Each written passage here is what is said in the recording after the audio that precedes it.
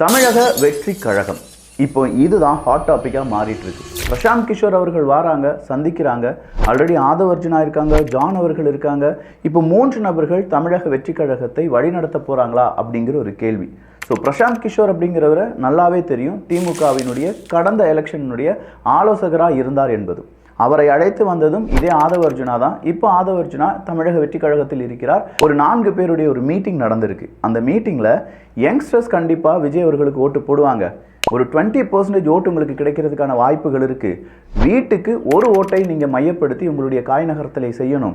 மிகப்பெரிய அளவில் கூட்டணி கட்சியை பற்றி வாய் திறக்கக்கூடாது. ஊடகங்கள் ஏகப்பட்ட கேள்வியை கேட்பாங்க.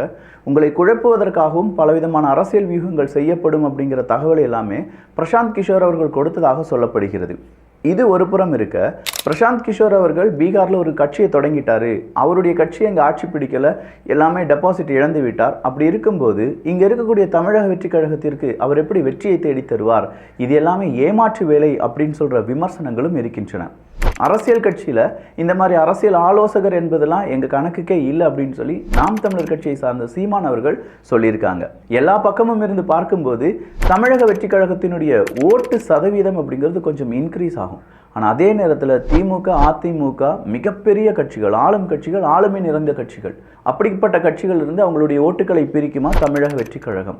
பிஜேபியும் வளர்ந்து வராங்க. நாம் தமிழர் கட்சிக்கு எப்போதும் இருக்கக்கூடிய கொள்கை சம்பந்தமான ஓட்டுக்கள் இருக்கு.